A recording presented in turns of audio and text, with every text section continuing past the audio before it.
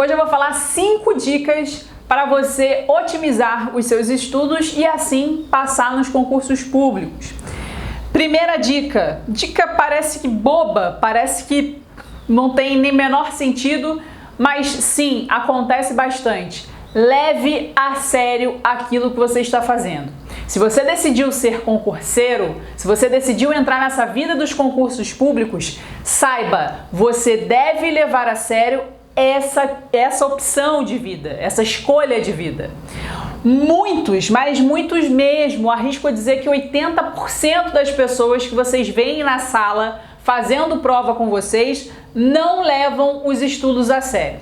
Tanto é, não sei se vocês ainda fazem, porque são poucos os cursinhos que têm aula presencial, mas vocês podem notar, na minha época ainda era presencial, ainda não tinha essa questão online. Toda vez que começa uma turma, fica lotada a turma, não tem nem espaço para sentar, é uma confusão.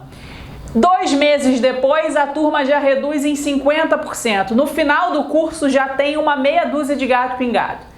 As pessoas não levam a sério na sua maioria. Não levam a sério. Isso aqui é importante. Se você não está levando tanto a sério assim, faça um favor para si mesmo. Poupe tempo e dinheiro. E pare com isso. Agora, se você quer levar a sério, comece agora a fazer tudo aquilo que você deve fazer, que são as próximas dicas que eu vou dar para vocês. Bom, a próxima dica é planejar os seus estudos. Tem muita gente ganhando dinheiro prestando serviços de coaching, que nada mais é do que planejar os estudos para você mesmo. Avaliar o seu perfil, avaliar o que você está precisando e montar o seu planejamento de estudos. Na minha época de concursos públicos não existia serviço de coaching e mesmo se existisse eu não tinha dinheiro. Se for o seu caso, não tem grana para gastar com o coaching, monte um planejamento semanal. Você vai estudar de domingo a domingo? Sim, você vai estudar de domingo a domingo. Domingo, sábado, feriado, não importa, você vai estudar. Então você vai fazer um planejamento semanal ou no quadro branco, perto da mesa de estudos, ou numa folha de rascunho, porque eu sou ambientalista, então vamos usar um rascunho aí. Monte em qualquer lugar o seu planejamento semanal. Você vai colocar domingo, direito administrativo, segunda-feira, direito constitucional, matéria X, matéria Y, e vai detalhar ali o que você vai estudar durante a semana. Você vai fazer isso de uma forma a se organizar. Porque às vezes você começa a ler uma matéria, esquece que leu aquela matéria, lê de novo, aí a outra que você já não lê há um tempão tá ali jogada e você não lê mais. O bom de fazer o planejamento de estudos, auxilia no planejamento, é quando você sabe o cargo que você quer, já existe um edital, ou o edital atual ao qual você vai prestar, ou o edital anterior, e você vai acompanhando os pontos que são cobrados naquele concurso. Então, a cada ponto do edital, você vai marcando no seu planejamento semanal. É óbvio que num estudo a longo prazo, fica muito mais fácil de você montar um planejamento e se organizar melhor. Se está muito em cima o concurso que você vai fazer, tente ler os resumos da melhor forma possível, olhe ali o edital para ver os pontos, para poder seguir os pontos, se der tempo, e assim fazer a prova. Mas o ideal mesmo é ter aquilo a longo prazo. Ah, Fabiana, mas não saiu o edital do meu concurso e eu não sei nem se a banca organizadora vai ser a mesma. Não importa para fins de planejamento, porque a banca mudar é só questão de você se preparar de acordo com as questões, que são as outras dicas. Mas planejamento de estudo, os pontos não vão mudar muito. O que vai mudar é ter uma alteração legislativa e aí o examinador colocar no edital como mais um ponto. Mas os pontos em si acabam não mudando e isso facilita na hora do seu planejamento. Então começa a fazer isso. Começa a planejar os seus estudos. Terceira dica que eu dou para vocês é fazer questões da sua banca examinadora. Ah, eu quero concurso de procurador da República. Faça as questões anteriores, faça as provas anteriores. Ah, eu quero concurso para magistratura do TJ do Rio de Janeiro. Faça as questões anteriores. Apesar de ter mudado a banca, faça as anteriores. Quando a banca afirmar, você vai lá e coloca só questões da banca que você vai prestar o concurso. Assim que sai a licitação, você já fica sabendo, tudo quanto é site de concurso anuncia a banca examinadora, você já começa a fazer as questões loucamente. Mas enquanto isso, você vai fazendo daquela banca que você sabe que foi a última do seu concurso. E vai fazendo, vai treinando. Ah, eu estou fazendo para tudo. Estou no desespero, quero fazer prova para tudo, faz questão para tudo. Tem que fazer questão. Eu fazia questões todos os dias. Aliás, quando eu estava estressada e não conseguia absorver o conteúdo da doutrina, quando eu não estava querendo estudar, eu já pegava as questões para fazer. Era uma forma de relaxar e medir os meus conhecimentos. Então, estava ali, pegava umas questões, umas 10 questões, parava um pouquinho, 5 minutinhos, relaxava, respirava, pegava mais algumas. Questão é importante. E olha, quem fala isso para vocês é quem presta provas que desde a 5ª série primária. Que, aliás, não é mais 5ª série primária, né? Porque eu tô velha, na minha época era 5ª série primária. Então, eu já fiz prova para colégio militar, já fiz prova no vestibular, já fiz prova para concurso, 50 mil provas. Então, sempre foi fundamental ficar fazendo questões todos os dias. 4ª dica, ler informativos. Tem que ler e reler. Isso já falei aqui diversas vezes em outros vídeos. Ler, reler. É importante saber as decisões do Supremo e do STJ. Questões que cobrem direito do trabalho, TST. Súmulas de jurisprudência, súmulas vinculantes, no caso da Justiça do Trabalho, orientações jurisprudenciais, vocês têm que ficar sabendo, porque isso é cobrado e é muito cobrado. Não só em provas objetivas, mas também na discursiva.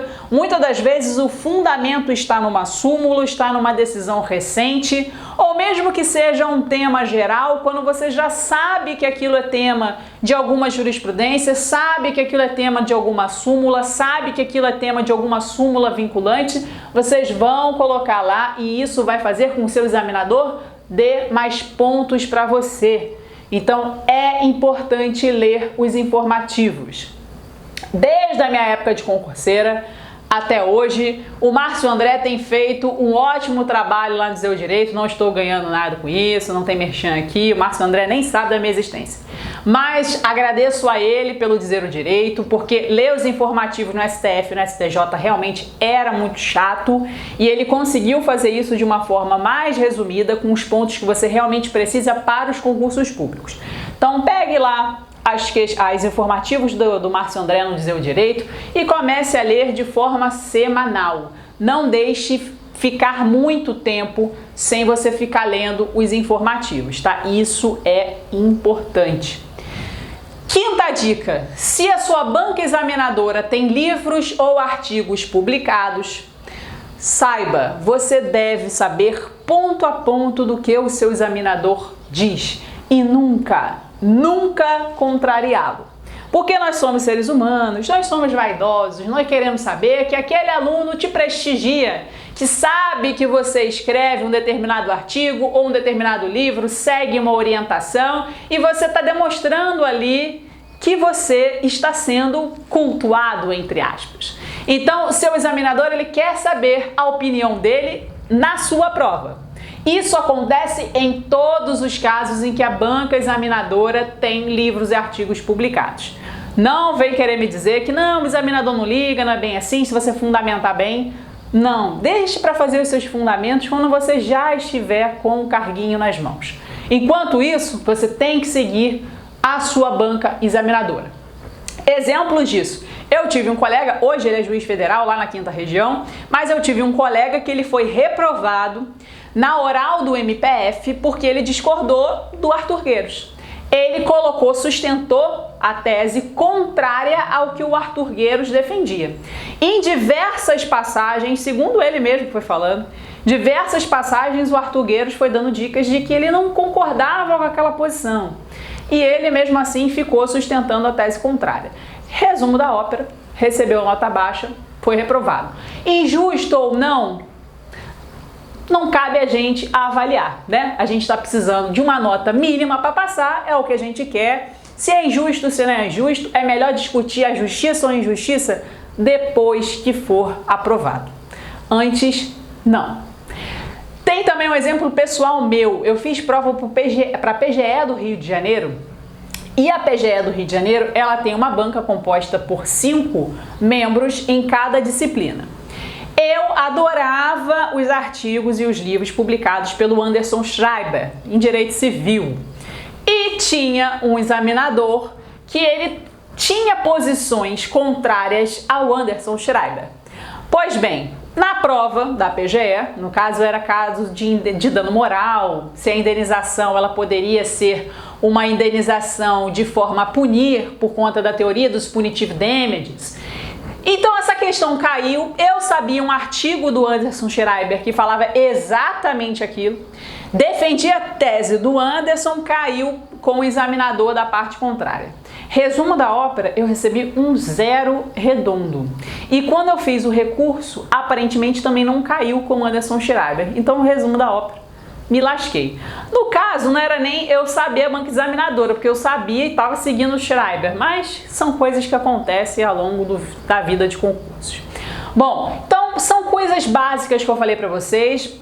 Vocês vão ver 50 mil vídeos falando sobre as mesmas coisas, porque às vezes o óbvio é necessário falar, né?